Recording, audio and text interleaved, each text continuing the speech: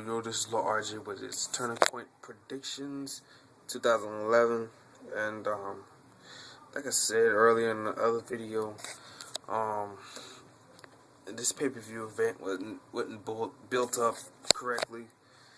I mean, they just, the only matches I do believe was built up correctly was the Jeff Jarrett and Jeff Hardy match. That match probably should have happened at Bound for Glory, but we saved it for this pay-per-view event. I mean, this would be the only built-up match, onto the pay-per-view event.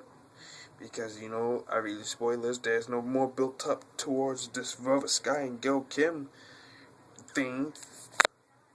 Besides, they have a tag match this coming week for tag titles. I mean, I really don't see that as a build-up. I mean, she doesn't get attacked by her, I mean, I really don't consider that a build-up.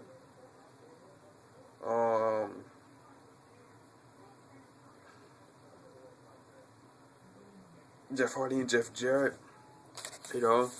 before I say who I think is going to win this match, I just want to say, Jeff Jarrett, I don't think Jeff Jarrett gets enough props. Jeff Jarrett, he's an evil man on screen, but off screen, he puts over a whole lot of people. And he spent half of the year racing around with Kurt Angle, and finally put him over at Slammiversary and at Sacrifice. And he's putting over Jeff Hardy. Clearly, he's putting him over. And I do believe Jeff Hardy will win this match. It's on the road back to the TNA Championship for Jeff Hardy, and I do believe he will win. Second match is on the card: Velvet Sky versus Gail Kim. Well, it would be kind of stupid, to have Velvet win the title Bound for Glory, have I get challenged a week later, not a week later, but a couple of days later, by somebody who just runs up and just attacks her from behind, and that woman squashed Tara that next week, and that woman won the tag team knockout championships the next week, and she still got a title match. I mean, that's too much for Gail Kim, don't you think? I mean, what did they have her do? Becoming some kind of monster heel diva or something? I mean, Gail Kim, come on. Gail Kim, she's athletic now. I give her that. But squashing Tara like that? I mean, they absolutely made Tara look weak. They'll show Tara and test marker. And when they do show them, I mean, they get beat down like that. They get squashed like that. If Gail Kim wins the title at Turning Point, that would be total booty. And to tell you, she's just coming back and let's show her with titles. Okay, TNA, we get it. You appreciate her more than WWE, but showering her with titles already. I mean, that's not okay. I mean, really, she's okay. Yeah, Gail Kim's okay, but Gail Kim's been wrestling a long time, and I appreciate Gail Kim coming back to TNA. Obviously TNA is her real home instead of WWE, but Don't shower her with titles, and I do believe Velvet Sky will win, although I'm not sure, because I'm pretty sure Karen will be swarming around the ring along with Madison Rain, so we have to see what plays out.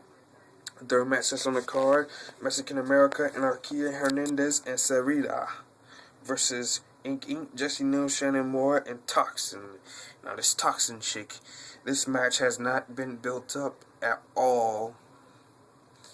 The only thing I say is this is just exactly a rematch from Bound for Glory with no build-up at all. I mean, these guys haven't even been on Impact Wrestling yet, and they won't be, according to the spoilers, but the match has been announced anyway.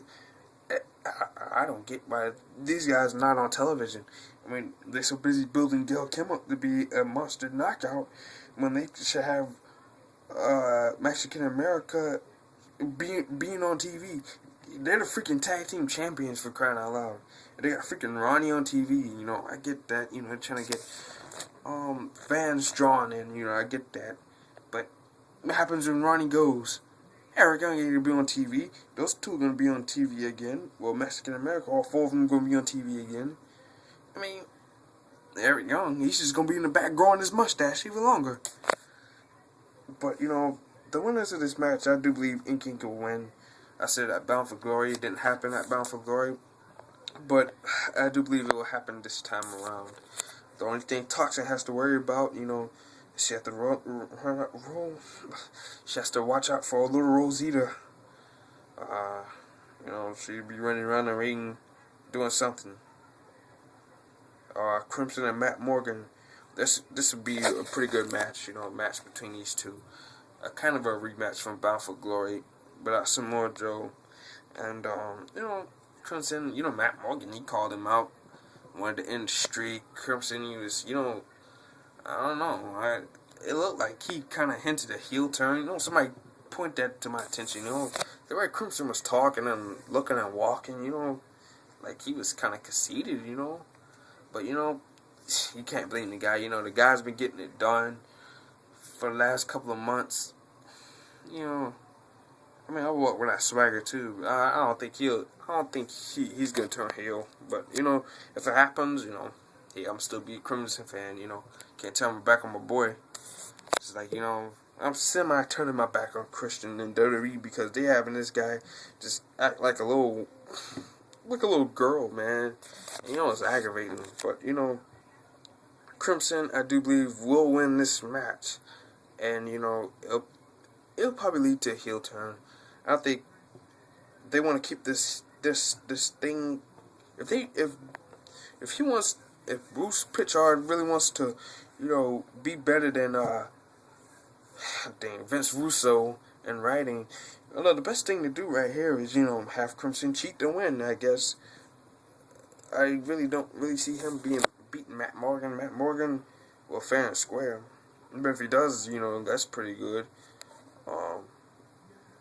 But Crimson, Matt Morgan has to be Crimson's greatest challenge yet.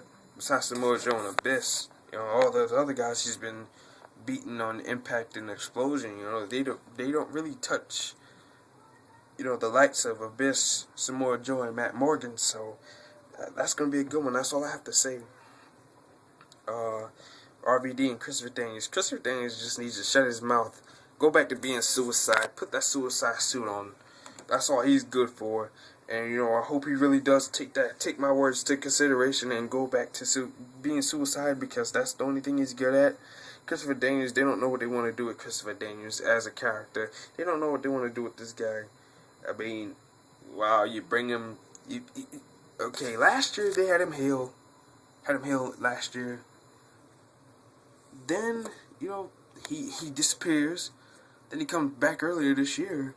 Saves AJ Styles from a beatdown, well, not AJ Styles, but Fortune from a beatdown. Wants to catch revenge, on Bully Ray for what he did to AJ. And then months later, he turns on AJ because of jealousy. Christopher Daniels, it's not AJ's fault you can't beat him. Just like it's not Jerry Lynn, it's not Rob Van Dam's fault that you can't beat him either. The thing is, Christopher Daniels knows this. He knows he can't beat AJ Styles. It's over. And, the sooner he gets that through his head, the sooner things will be alright for him. But, Christopher Daniels will not beat Rob Van Dam. But it is no disqualification, so I don't know. We'll see what happens, because, Christopher Daniels has been using that monkey wrench or whatever you want to call it for the last couple of weeks. We're trying to use it on RVD and AJ Styles, and that's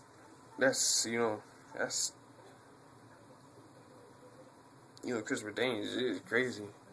He won't man up to admitting that he lost that Bound for Glory and that he lost to Rob Van Dam. What kind of balls does this guy have? But they really need to just kill his character, kill Christopher Daniels off, and bring Suicide in. Suicide, to me, is really the best thing that really happened in Christopher Daniels' career in years, because they don't know what they want to do with this guy. They have him and AJ Styles kiss up and make up. Kiss up and make up. Then they have them fight. They kiss up and make up again. I mean, what do you want to do with these two? I mean, AJ Styles obviously doing something with him, but Christopher Daniels, I mean, he's the problem. They don't know what they want to do with this guy. and they're just wasting this guy's time. I mean, he's doing the same thing over and over again. That's why Jerry Lynn, every time they bring him on there, you know what he's here to do. Fight RVD. For what? We don't know. Because every time he goes in to fight him, he always lose. So I don't get it. I don't get it. But, you know, TNA, I don't know. TNA is just not organized. That's the difference between TNA and WWE. WWE, they know what they want to do sometimes. Oh, the last match that's on the card, but ain't currently on the list right now because, you know, the match is announced in the next episode of Impact Wrestling. Is Bobby Roode versus AJ Styles for the TNA World Heavyweight Championship. This is stupid. He just beat one Fortune member. Why bring in another one? He's gonna cheat to beat him too. Okay? So Bobby Roode's gonna retain. He's gonna lose it down to the road. Down the road to maybe Kazarian might be the one to beat him. If they want to do this Fortune Gauntlet thingy, all three of them against him, to maybe have him chill out, or, you know, have him, I don't know what they want to do, but, you know, I could see him losing it to maybe Kazarian. Oh, and Kurt Angle's going to want his rematch when he comes back, too, so watch out for Kurt. Crimson, maybe. That's a big maybe. Matt Morgan, that's a strong maybe, too, because, you know, they haven't, you know, Matt Morgan hasn't been champion yet. And Matt Morgan's been in TNA, I do believe, for 4 or 5 years now. Ever since 2008. Matt Morgan's been in TNA and hasn't won not one ding yet. Like James Storm says, Matt Morgan he can say the same thing. He's seen people come and go, get their money and go, and he hasn't been champion yet. And, you know, that got to hurt him the most, because, you know, he's putting people over and he's not getting a dime. He's not getting a dime for doing what he's doing. I mean, he's not getting no championship. I haven't seen Matt Morgan with not anything since I've been watching TNA. He's been there. Only seen him won one title, and that was the tag team title with Hernandez. And you know what? Matt Morgan and Hernandez was really a good tag team anyway. So, but you know, Matt Morgan, that's a strong maybe. Crimson is strong maybe too. Jeff Hardy, he's a strong candidate. They keep on building this guy up. Even Mr. Anderson and Pope, you know, a whole lot of people pulling for Pope to get back in the title picture. I do believe they should have him in the title picture instead of fooling around with Devon and his kids and family. I mean, what's the point to that?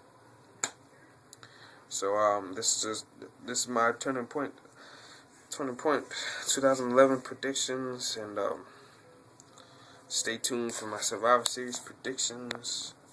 To the next video on the RJ Maniacs. Subscribe, baby. Subscribe.